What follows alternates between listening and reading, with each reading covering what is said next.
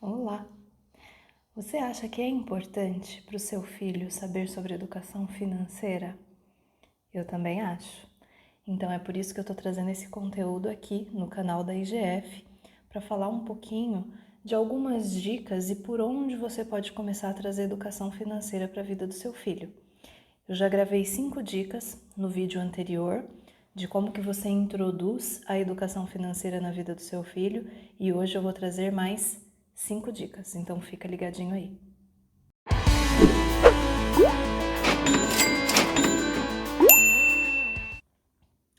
Eu sou Érica, criadora da IGF Finanças, e hoje eu tô aqui para falar para vocês sobre educação financeira para os filhos, ou sobrinhos, ou netos, independente da relação não ser efetivamente pai, mãe e filho, mas para você que faz esse papel na vida de uma criança, né, de ajudar a educar, conduzir ali a educação dessa criança, esse vídeo é para você também. Mas antes da gente ir para a sexta dica, porque 5 dicas eu já dei no vídeo anterior e vai ficar o link aqui para você poder assistir caso você não tenha assistido ainda, e vale a pena porque tem dicas valiosas lá. Eu queria pedir para você não deixar de dar o like no vídeo, principalmente ao final. Se você entender que valeu a pena, que foram dicas válidas, deixa seu like lá para eu saber que você gostou.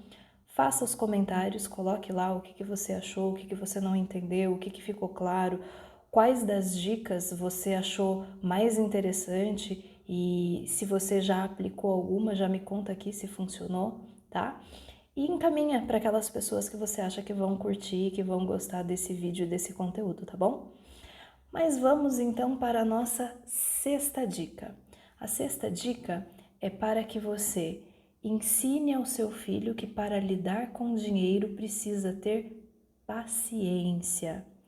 Por quê? Porque quando você trata as prioridades e as vontades com pressa, isso sai caro. De que forma que isso sai caro? Sai caro porque tudo aquilo que é urgente, você pode pensar, por exemplo, num estacionamento. Quando você não quer ter o trabalho de esperar para encontrar uma vaga e você mesmo estacionar o seu carro e você vai no valet, você paga mais caro por isso. Então, a pressa de querer se antecipar, de não querer ter trabalho para algumas coisas, ou de buscar, ou de procurar, ou de estudar, ela vai fazer com que você pague mais caro por isso. E muitas vezes você paga o seu próprio futuro. Então, quando você não tem a paciência de poupar, de investir, de permitir que o dinheiro, ano após ano, trabalhe para te trazer rentabilidade, isso vai custar caro. E muitas vezes o custar caro não é só financeiramente, mas vai custar caro a sua aposentadoria, vai custar caro o seu sossego, vai custar caro a sua tranquilidade, a sua qualidade de vida. E se a gente começa a ensinar as crianças a terem paciência desde muito pequenininhas, isso vai agregar muito na vida dela, ao longo da vida dela, na verdade, né? Então, como que a gente começa a explicar para eles essa questão da paciência? Eu vi um post essa semana onde um pai colocava assim: hoje meu filho pediu uma jujuba antes do almoço. Combinei com ele que se ele esperasse até depois do almoço ele ganharia 2 jujubas. Estou ensinando ao meu filho o efeito dos juros compostos.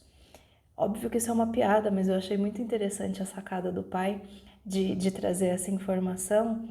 E não é exatamente esse o intuito, né, que eu estou trazendo aqui para vocês, de fazerem esse tipo de negociação com as crianças, mas de mostrarem efetivamente e explicar de uma maneira lúdica o que são os juros, o que é a espera, como que a gente lida melhor com o nosso dinheiro.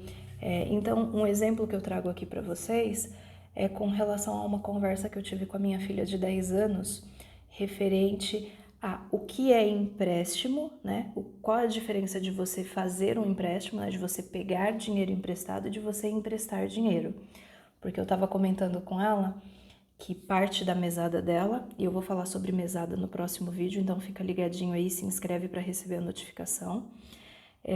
Eu fazia investimento para ela. Então, parte da mesada dela vai para um investimento para o futuro dela. E aí ela me perguntou, mas mãe, o que é esse investimento? E aí eu aproveitei a oportunidade para explicar que o investimento é a gente emprestando dinheiro para algo ou para alguém, né? No caso da aplicação que eu tenho dela, do investimento dela, eu estou emprestando para o banco e estou emprestando para o governo. E aí eu falei para ela assim que a grande maioria das pessoas, ao invés de emprestar dinheiro e receber juros em cima desse empréstimo, as pessoas pegam emprestado e pagam mais por esse dinheiro, pagam mais caro. Porque essas pessoas têm pressa, elas querem na hora, elas não querem esperar, elas não querem aguardar. E isso custa. E ela falou assim, nossa mãe, mas não faz sentido eu ir pegar dinheiro emprestado e pagar mais pelo dinheiro se na verdade eu posso emprestar e ganhar mais. E eu fiquei super feliz dela ter entendido essa compensação, porque isso vai moldando como que ela vai lidar com o dinheiro dela no futuro. Então, a sexta dica é isso que eu trago para vocês. Todas as vezes que vocês tiverem oportunidade, expliquem para os seus filhos a necessidade de ter paciência de lidar com o dinheiro, a necessidade de muitas vezes esperar um pouco para conseguir alcançar aquele objetivo e não desistir do objetivo, que também não é o intuito, mas de também não meter os pés pelas mãos para chegar no objetivo, porque aí isso vira uma bola de neve, tá bom? E aí a gente vai para a sétima dica agora. A sétima dica, ela é um pouco polêmica, então muita calma nessa hora, tá? Porque a sétima dica é referente aos cuidados que você precisa ter na interferência de alguns familiares na educação financeira do seu filho. Então, a interferência dos avós, dos tios, padrinho e madrinha, ou daquelas pessoas mais próximas ali que estão no círculo familiar. E por que eu trago isso? É uma vivência, inclusive minha, que eu vou trazer aqui, vou contar um pouquinho para vocês, mas eu escuto muito aquelas famosas frases de ai, os meus pais estragam o meu filho, ai, os meus sogros estragam o meu filho, porque eu não faço tal coisa, eu não concordo com tal coisa, mas eles fazem. E aí é importante que você tenha essa visibilidade do que está desviando da criação e do ensinamento que você quer dar, para que você consiga interferir e conduzir pelo caminho que você quer. Então, muitas vezes vai haver a necessidade de ter uma conversa mais séria, que pode gerar ali aqueles problemas nos grupos do WhatsApp da família, as exclusões, as chateações, né? Então, com calma, né, com toda a cautela, é importante que você deixe claro para esses familiares qual é a educação financeira que você quer dar para o seu filho. Então, na minha experiência aqui com os meus filhos, principalmente com a minha filha mais velha, porque quando ela nasceu, até os 5 anos e meio de idade, ela sempre foi nossa filha única, neta única dos dois lados, tanto da minha família quanto da família do meu esposo, e sobrinha única também. Então ela muito paparicada, né, por todos. E aí começou a chegar um momento que todas as visitas que ela recebia, ela ganhava algum tipo de presente. Ou era uma roupa, ou era uma tiara, ou era uma boneca, ou era qualquer outro tipo de brinquedo. E eu comecei a perceber que ela estava entendendo que isso era normal. Então, assim, ela comentava que ela queria alguma coisa, pouco tempo depois alguém dava essa coisa para ela.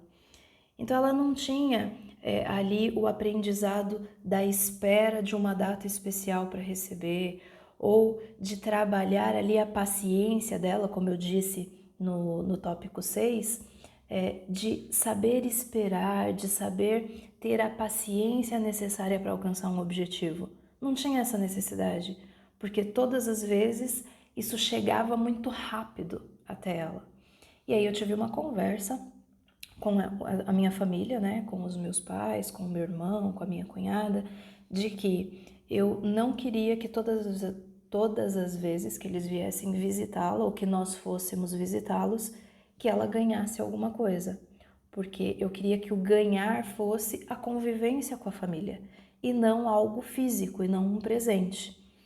A princípio eu percebi que, rolou ali uma certa chateação do tipo, nossa, mas eu estou fazendo isso para demonstrar o meu amor pela minha neta ou pela minha sobrinha, mas eu consegui explicar de uma maneira muito tranquila o que isso estava causando nela e na nossa família, né? E as pessoas entenderam que assim, não é tudo de mão beijada, não é assim que funciona. Inclusive, no último aniversário da minha filha, que foi em janeiro, agora de 2023, ela escolheu, minha mãe pediu para ela escolher alguma coisa, ela escolheu um joguinho, e quando minha mãe foi comprar esse jogo, minha mãe falou só, nossa, mas esse jogo é muito barato, custa acho que R$ 29 o jogo, vou dar mais alguma coisa. E eu falei para minha mãe, não, ela escolheu o jogo de R$ 29, não é pelo valor, não é pelo preço, é esse que você vai dar e ponto final. Não precisa de 2, 3, 4, 5 brinquedos, tá ótimo um só. E aí comecei a sugerir para eles também que ao invés de coisas físicas, que fosse dado experiências, passeios, vivências. Então muitas vezes eu prefiro que eles estejam presentes para brincar com ela com um brinquedo que ela já tem, do que comprar um novo. E aí todo mundo entendeu muito bem isso, né? Minha família, graças a Deus, é muito bem compreensiva com relação aos pontos de vista e a criação que eu e meu esposo definimos para os nossos filhos, e isso funcionou super bem. Então a minha filha hoje recebe presentes da minha família em datas especiais, principalmente em 3 datas: aniversário, Dia das Crianças e Natal. Todas as outras datas comemorativas a gente faz de uma maneira muito mais presente e participativa do que efetivamente dando um presente. Por exemplo, na Páscoa, a gente compra o chocolate, nada exuberante, nada muito caro, ou a gente faz chocolate juntos, que inclusive meu irmão fez com eles, né? Comprou o chocolate, comprou as forminhas e fizeram juntos, porque envolve uma experiência e não só a compra de um ovo de chocolate. E aqui em casa a gente costuma fazer a caça aos ovos, que eles gostam bastante também. Então, essa é a dica que eu trago, que é importante, é difícil, principalmente em algumas famílias, mas persista, converse, explique, mostre as consequências disso e faça valer a sua vontade e a criação que você quer dar para o seu filho, tá bom? E agora nós vamos para a 8ª dica. A 8ª dica, ela é para as crianças um pouquinho mais velhas, principalmente aquelas crianças que estão na fase de questionar, porque a gente está falando de monetização de tarefas. Então é aquela criança que já está naquela fase que não quer estudar para a prova, ou não quer fazer uma lição de casa, ou não quer arrumar a própria cama. E aí os pais, para estimularem isso, pagam por esse serviço. Então, se você arrumar sua cama todos os dias, eu te dou R$ 50 no final do mês. Ou para cada vez que você arrumar a cama, eu te dou R$ 5. Eu não sou contra monetizar algumas tarefas, mas aquelas tarefas que é obrigação, é muito complicado a gente monetizar. Porque você está criando um ser humano que vai entender que para fazer o básico dele, para viver em sociedade, ele precisa ser reconhecido ou monetizado por isso. Então, existem algumas tarefas que não vale a monetização, que na verdade é aquela frase que muitos pais falam que é: você não está fazendo mais do que a sua obrigação. Então, escovar os dentes, tomar banho, arrumar a própria cama, manter o material escolar organizado, estudar para as provas, tirar boas notas, fazer lição de casa, isso não deve ser pago. Tem especialistas que acham que sim, tem especialistas que acham que não.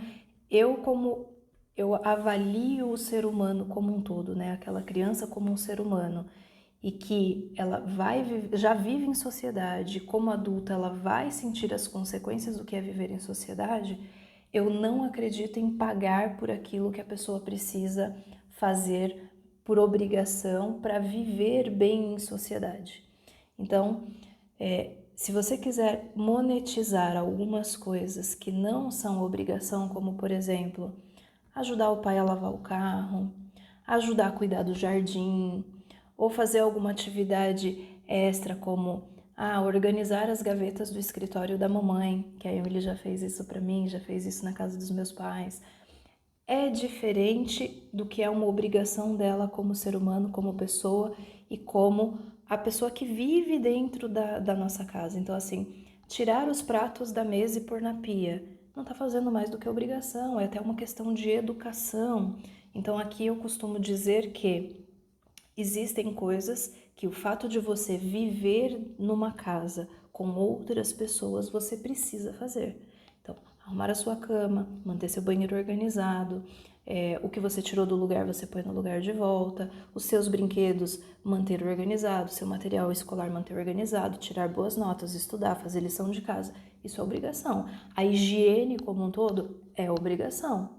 Colaborar para manter a casa limpa e organizada, que é a casa onde você mora, onde você vive, é obrigação. Então, para isso, não vale monetizar. Para todas as outras coisas, levou o cachorro do vizinho para passear e o vizinho pagou, tá ok. Cortou a grama do vizinho, tá ok. Combinou com a mamãe de arrumar as gavetas do escritório, tá certinho.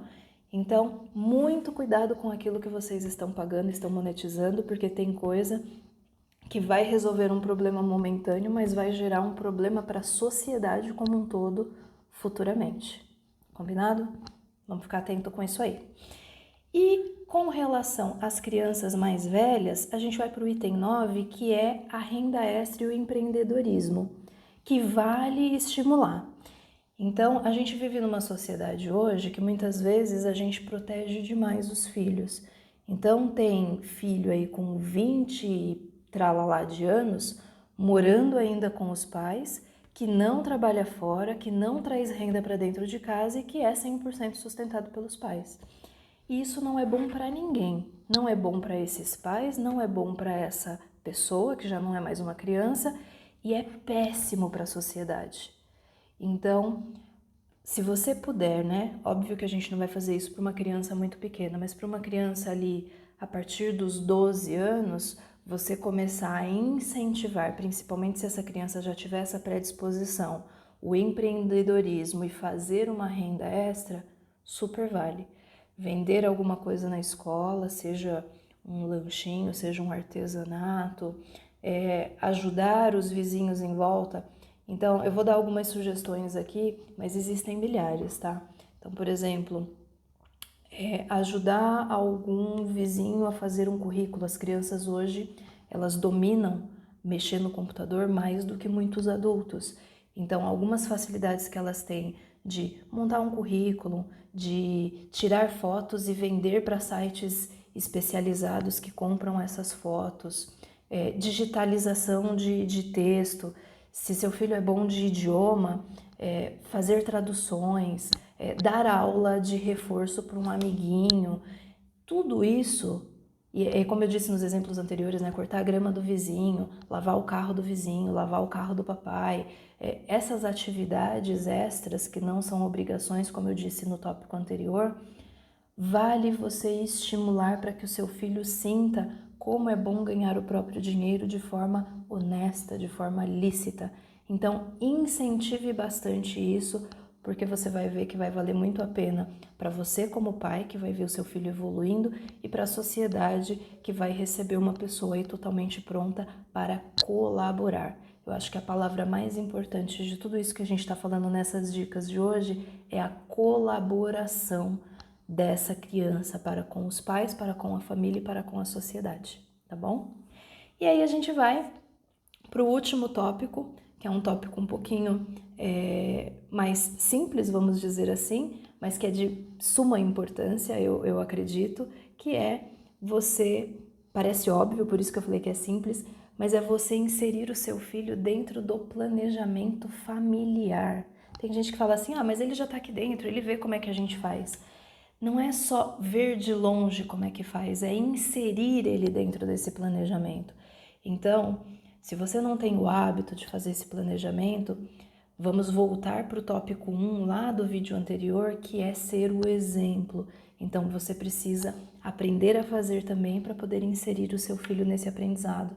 Então, semanalmente, quinzenalmente, mensalmente, quando você senta para fazer o planejamento financeiro da família, para planejar ali as contas a pagarem, os desejos, as metas, quando que você quer viajar e para onde, quanto custa e quanto que você vai ter que investir por mês para alcançar aquele objetivo, quando você insere as crianças nessa rotina, você está mostrando para ele que ele precisa planejar as coisas dele também.